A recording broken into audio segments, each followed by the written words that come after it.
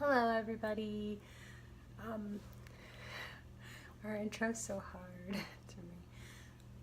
Hello everybody. So sorry for the long absence. I'm sure some of you don't care, but some of you do. But yeah, I apologize for the long absence. It's just that, as Nako says, there's so many parts to a heavy heart, and anytime my hair is making my nose itch. Anytime that I feel like I have a heavy heart, it's hard for me to be less introverted. I'm really introverted, so I'm just like I sink into myself instead of expressing outwardly. So my heart's been heavy recently, not like necessarily in a bad way either. I feel like your heart can be heavy for like a lot of things or a lot of reasons or whatever. So let me start off by first saying that I always get this overwhelming feeling that I don't really exist. And you're like, yeah, I know, crazy tinfoil hat wearing person, whatever. I know you guys don't think that about me, but most other people automatically think, tinfoil hat wearing crazy person. But let me explain. I'm gonna go ahead and start, but maybe I should start from the beginning because I've done videos kind of about myself, but usually they're in like sometimes they're in a comical way.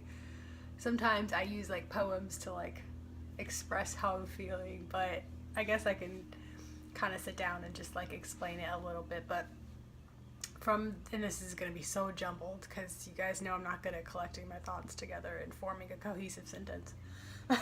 So sorry if this is kind of long and like not straight to the motorcycle. I'm trying to film a video. Get it together. Like, guys, like, I don't care about your video. Anyway, what was I even saying? Oh my gosh. There's probably going to be jump cuts in this video because I don't. Anyway, so from the beginning, I've always felt like I was kind of on the. I can't really remember that far back, so I can't really say since I was a kid, because I remember kind of being a kid, but like not a whole lot. Sorry if I keep looking this way. I keep looking at myself instead of at you guys. I kind of remember being a kid, but like so vaguely. I can kind of remember feelings of being a kid, but not really so much memories. Kind of like they don't exist. I've told you guys this before, but so since I was younger and as far back as I can remember having like actual deep thoughts, I've always felt like I was on the precipice.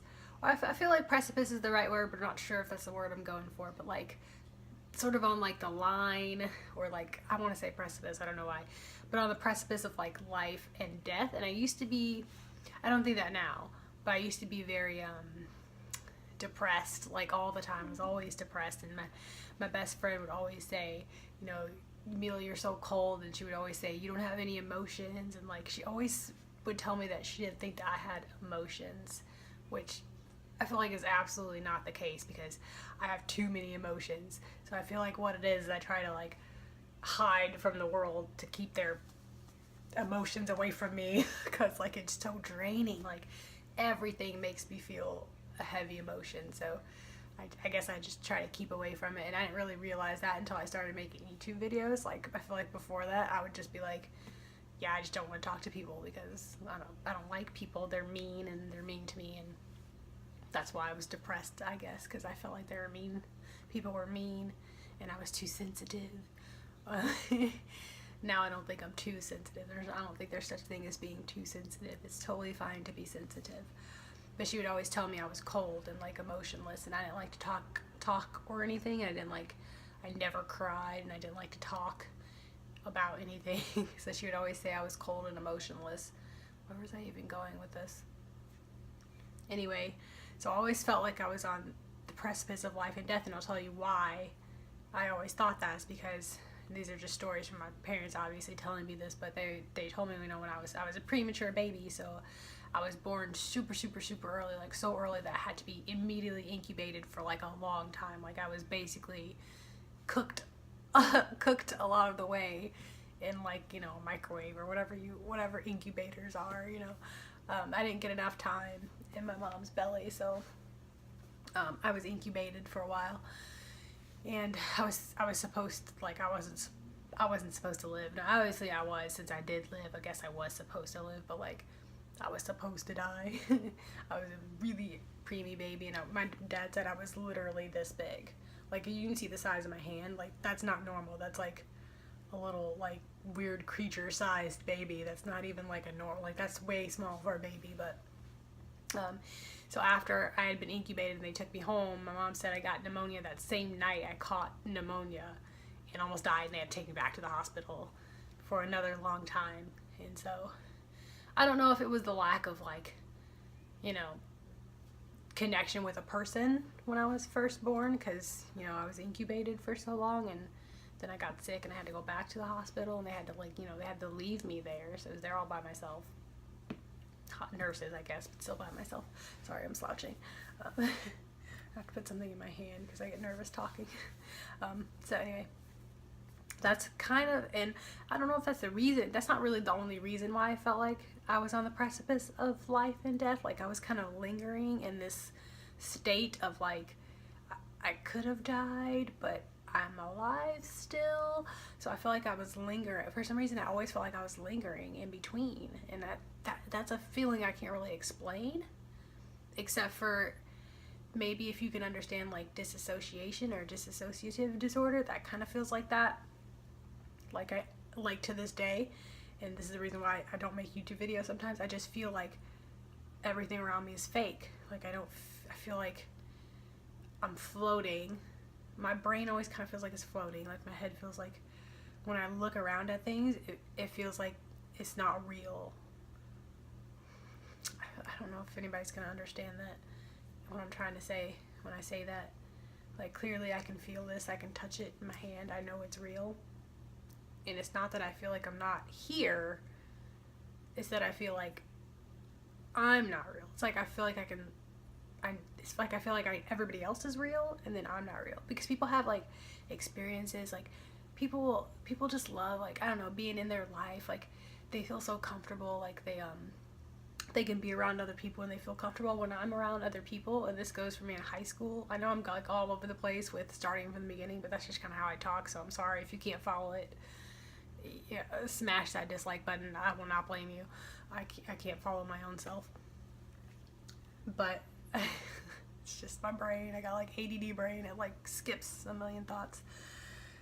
Whenever I was in high school, this actually started in elementary school. I can remember one memory from elementary school, only one, of my teacher in 5th grade telling me that he gave me an A. He would give me an A for being the quietest kid in school. He'd always say, "You're the quietest person in school. You never speak." And I was like, like, I didn't even say anything to that. I was just like, great.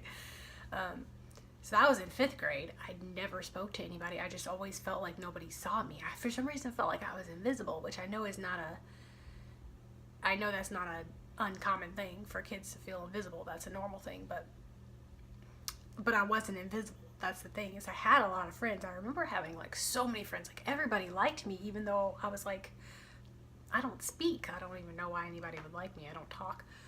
But apparently everybody liked me. Like, I had tons of friends, but I always felt like they weren't listening to me.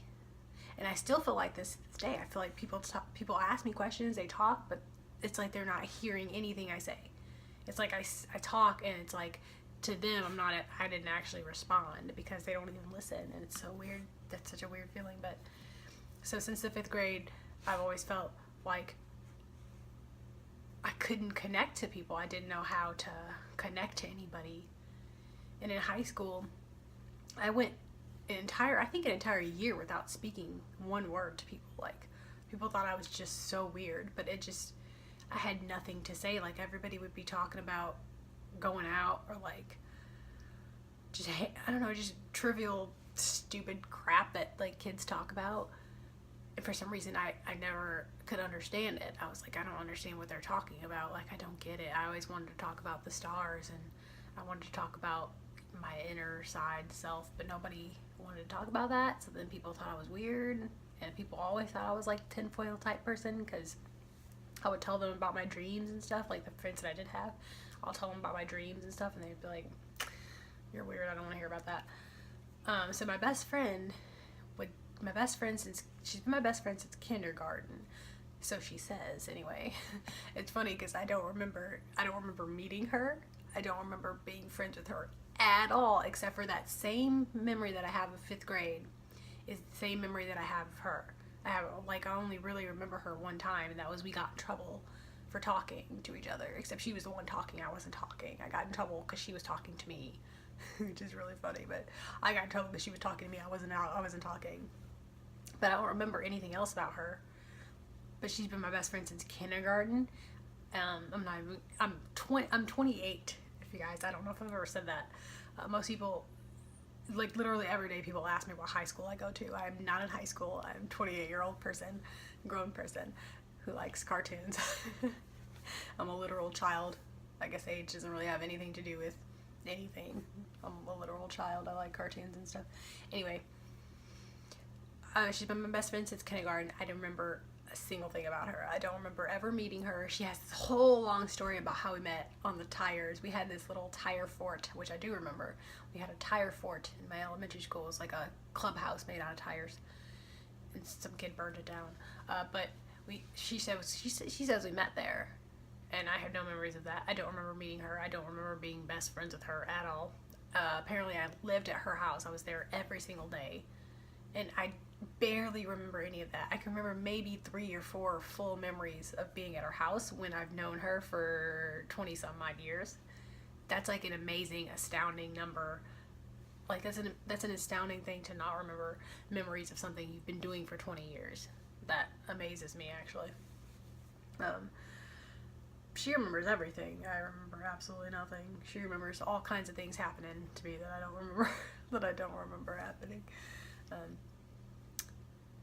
But anyway, what was I even saying about? So the fact that I can't,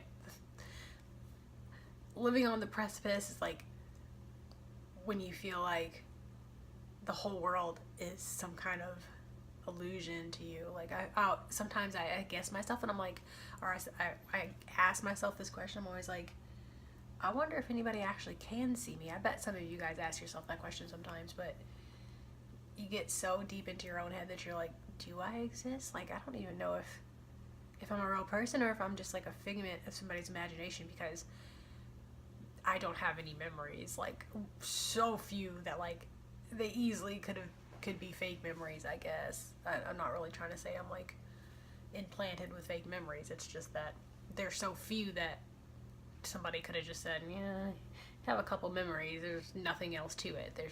There's a couple memories, but there's nothing else to it. There's no backstories to the memories or anything. So I feel like that's kind of weird.